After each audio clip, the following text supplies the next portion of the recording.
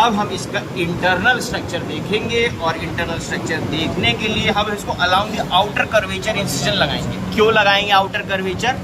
ताकि हमें major and minor papillae दिख जाएं। इधर से लगाएंगे, मेजर माइनर पैपिले बीच में आ जाएंगे, ठीक है।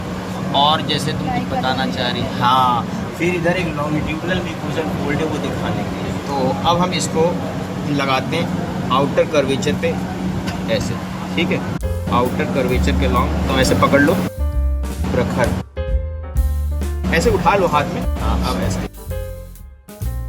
सो we cutting it along the outer curvature of the duodenum so as to see the inside of the duodenum। ऐसे था, देखो, this was like this was like this, ठीक है। हमने आउटर कर्वेचर इंसिजन लगा दिया और ये पूरी चीज़ हमने ऐसे खोल ली है। So we've opened it up and now what you're seeing is this thing, अंदर की तरफ।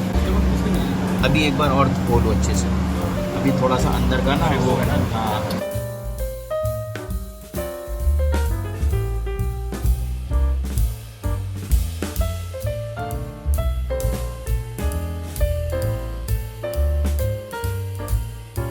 तो हमने इसको जब खोला है अंदर से, we have opened it up। So what you're seeing here after opening the duodenum, this is how you find it inside, ठीक है। These are the transverse circular mucosal folds और ये upper part of the duodenum में ज़्यादा prominent दिख रही हैं, ठीक है। और देखो इसको हम खींच रहे हैं, so even after being stretched, these mucosal folds they do not disappear। The reason is these are fixed mucosal folds। There are several such other small mucosal folds जो कि stretching क्लियर हो जाते हैं, ठीक है। जैसे लार्ज इंटेस्टाइन में भी कुछ मिलेंगे फोल्ड्स, उनको स्ट्रेच करोगे तो डिसअपियर। लेकिन ये प्लाइका सर्कुलैर्स कहते हैं या इनको वॉल्स ऑफ कर्करिंग कहते हैं, ठीक है।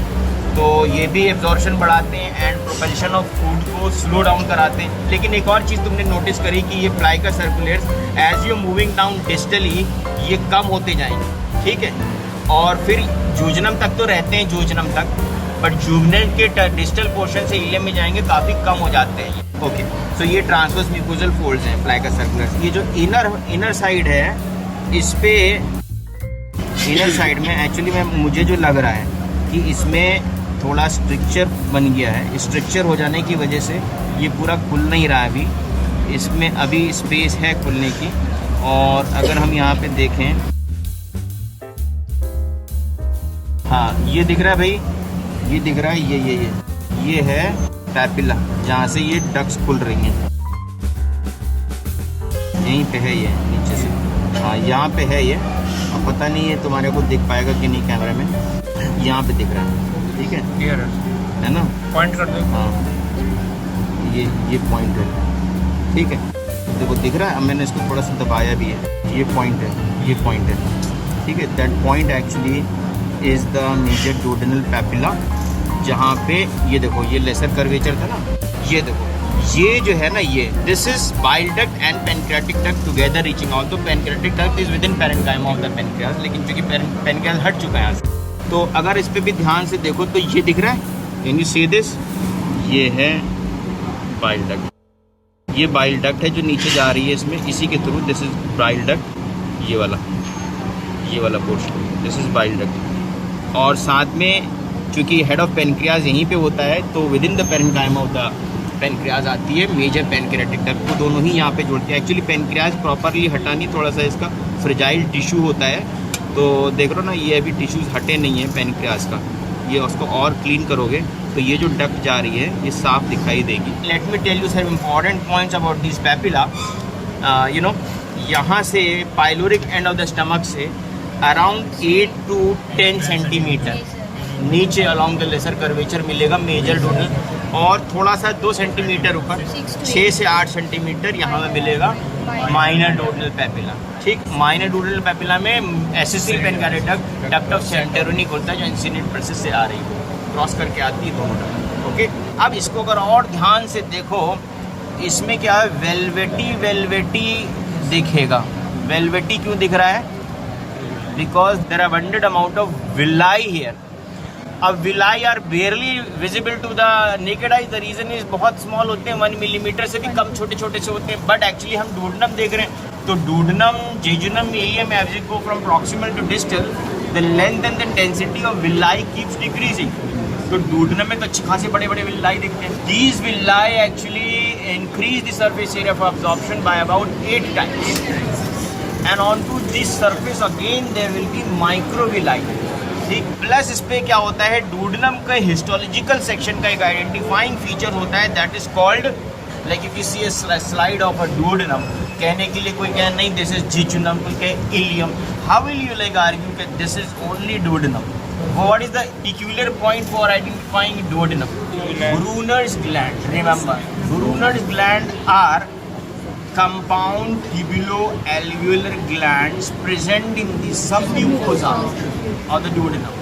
ठीक है, mucosecreting gland, ये एक peculiar feature है duodenum। ठीक, और small intestine means if you go from jejunum towards the ileum, the more distal you go towards the small intestine यानी ileum की तरफ, तो वहाँ पे pairs patches एक identifying features हो जाते हैं। Those are aggregates of lymphoid follicles, बड़े हो जाते हैं काफ़ी, around 5 centimeters even more, along the longitudinal axis along the anti-mesenteric border। याद आ रहा है कौन सा? साल्मोनेला टाइफी, उसको खा जाता है, इन्फेक्शन कर देता है, तो अल्सर बनता है, longitudinal ulcer along to the anti-mesenteric border।